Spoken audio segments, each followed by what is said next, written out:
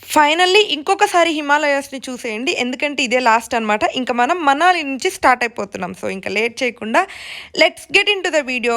Hello everyone, welcome to my channel Mounika Rajesh vlogs. And మేమొచ్చేసేసి మనాలి నుంచి Agra start అయిపోయామన్నమాట. అంటే వయా ఢిల్లీలో దిగి మళ్ళీ అక్కడ నుంచి ఆగ్రా వెళ్ళాలి. వెళ్ళడానికి కూడా మేము చాలా స్టంట్లు చేసాం. లాస్ట్‌లో మాకు ప్యాకేజ్ ఆఫర్ చేసిన వాళ్ళు కొంచెం చికాకు చేశారనమాట. అంటే 1 డే డిలే చేశారు. అండ్ మాకు అప్పటికప్పుడు వెళ్ళడానికి కూడా బస్ ఏం లేకపోతే లాస్ట్ మినిట్లో ఆన్లైన్లో చెక్ చేస్తూ ఉంటుంటే ఈ బస్ దొరికింది. ఇంక అప్పటికప్పుడు బుక్ చేసుకొని స్టార్ట్ అయిపోయామన్నమాట. దొరుకుతుందో లేదో అని చెప్పి హడావుడిగా స్టార్ట్ అయ్యాం. రూమ్లో ఏమన్నా మర్చిపోయామో లేదో ఏమీ లేకుండా కంగారుగా వచ్చి స్టార్ట్ అయ్యామన్నమాట. మా వాళ్ళు అదే నవ్వుకుంటున్నారు.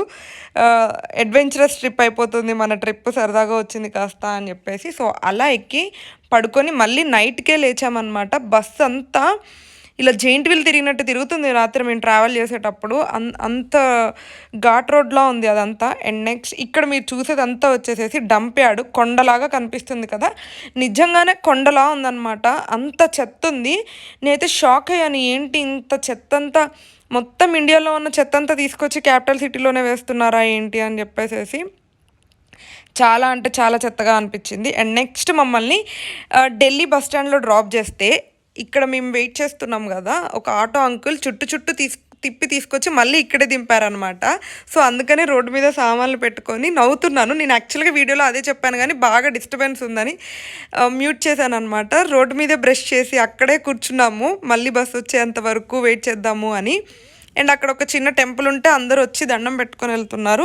ఇంక ఈ క్యాబ్ డ్రైవర్లు ఆటో వాళ్ళని నమ్ముకుంటే మళ్ళీ మోసం చేస్తారేమో అని చెప్పి ఓలాలో బుక్ చేసుకున్నాం. మేము ఢిల్లీ నుంచి ఆగ్రాకి మాకు అరౌండ్ 5,000 వరకు పడిందనమాట. ఓలా అయితే ఇంకెలాంటి రిస్క్ ఉండదు కదా, బార్గెన్ చేయాల్సిన అవసరం ఉండదు, వాళ్ళు ఎక్కడికి తీసుకెళ్తారో అనే భయం ఉండదు. నిజంగానే ఏదో సినిమాలో చూపించినట్టు ఆటో అంకుల్ జస్ట్ ఒక సర్కిల్ వేసుకొచ్చి ఎక్కడైతే ఎక్కామో మళ్ళీ అక్కడే దింపారు.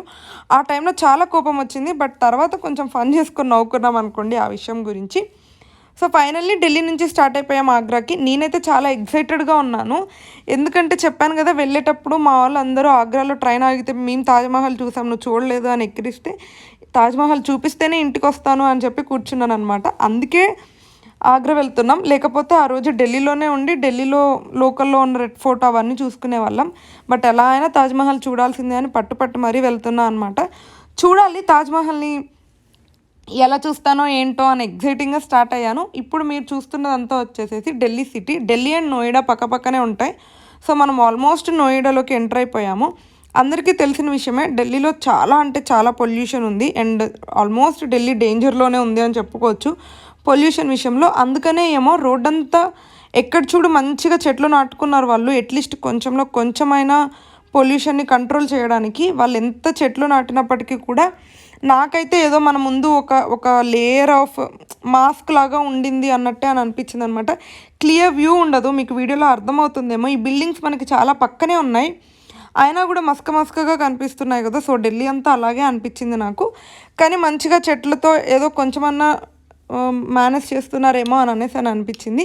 ఇంకా మేము లేట్ చేయకుండా స్పీడ్గా తీసుకెళ్ళమని క్యాబ్ డ్రైవర్ని అడిగితే తీసుకెళ్తున్నాడు. బట్ ఆయన చెప్పింది ఏంటంటే ఆ క్యాబ్కి 80 స్పీడ్ లిమిట్ అంట, అంతకు మించి ఎంత యాక్సలరేట్ చేసినా కూడా వెళ్ళదు మేడం అంటే, సరేలే ఆకలి అవుతుంది ఎక్కడన్నా ఆపు అంటే తీసుకొచ్చి ఇక్కడ ఒక రెస్టారెంట్ అంటే దాబా స్టైల్లో ఉందన్నమాట, అక్కడ ఆపితే తిన్నాము. ఫుడ్ నాట్ బ్యాడ్, బాగానే ఉంది, కొంచెం తీయగా అనిపించింది. ఇంకా దొరికిందంతా అడ్జస్ట్ అయిపోవటమే. మేమైతే ఉన్నన్ని రోజులు నాన్స్, కాజు కర్రీ, పన్నీర్ కర్రీతోనే మేనేజ్ చేసాము.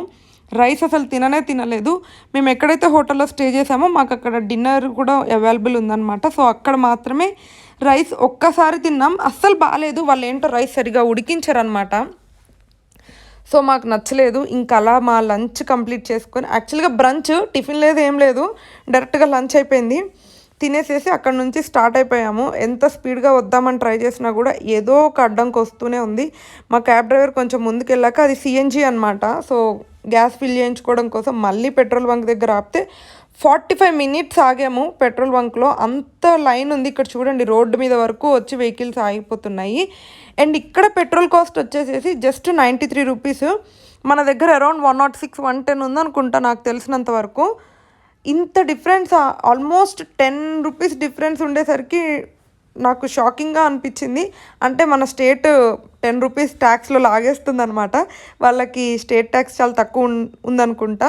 మంచిగా అనిపించింది. మన వాళ్ళు పెట్రోల్ కాస్ట్కే కదా ఆటో ఛార్జీలు అవి ఇవి అన్నీ పెరిగిపోతున్నాయి మన దగ్గర. మన దగ్గర కూడా ట్యాక్స్ తక్కువ ఉండుంటే బాగుండేది. సో అలా మేము 45 మినిట్స్ వెయిట్ చేసి గ్యాస్ ఫిల్ చేయించుకొని స్టార్ట్ అయిపోయాం. ఫైనల్లీ అయితే ఆగ్రా వచ్చేసామన్నమాట. Welcome to Agra. ఆగ్రా రాగానే నేనైతే ఎగ్జైటింగ్గా ఫీల్ అయ్యాను అనమాట. అండ్ ఇప్పుడు మీరు ఇక్కడ చూస్తుంది జేపీ వాళ్ళది 7 స్టార్ హోటల్ అంట. ఇది ఇక్కడ ఉంటారా మేడం అని అనేసి అడుగుతున్నాడు మా క్యాబ్ డ్రైవరు. భయ్యా మేమంతా రిచ్ కాదు, ఏదైనా ఒక చిన్న హోటల్ ఉంటే తీసుకెళ్ళు, ఈ 5 స్టార్లు 7 స్టార్లు మనతోని కాదులే అని చెప్పి ముందుకు వెళ్ళమని చెప్తున్నాం అనమాట. సో మా ప్లాన్ ఏంటంటే తాజ్మహల్కి దగ్గరలోనే ఉంటే సో దట్ ఆ రోజు కొంచెం లేట్ అయినా తాజ్మహల్ చూసుకొని అక్కడే స్టే చేసి మేము నైట్ వెంటనే అంటే మార్నింగ్ 7కి ట్రైన్ ఉంది, అక్కడే స్టే చేసి ఇంక ఎర్లీ మార్నింగ్ లేచి వెళ్ళిపోవాలి అనేది ప్లాన్ అనమాట. అందుకని ఇంత దూరంలో వద్దు, దగ్గరలో ఏమన్నా రూమ్స్ ఉంటే చూపించు అని చెప్తే ఆయన దగ్గరికి తీసుకొని వెళ్ళారనమాట. సో 1 కిలోమీటర్ డిస్టెన్స్లోనే మేము రూమ్ తీసుకున్నాము. అండ్ అక్కడ నుంచి స్టార్ట్ అయిపోయి తాజ్మహల్ దగ్గరికి వెళ్ళామన్నమాట. అండ్ అక్కడ మాకు ఇంకా షాకింగ్ విషయాలు జరిగాయి. దెబ్బ మీద దెబ్బ తగిలినట్టు అయింది. అవన్నీ ఏంటి అని చాలా ఇంట్రెస్టింగ్ విషయాలు నెక్స్ట్ వీడియోలో చెప్తా అనమాట.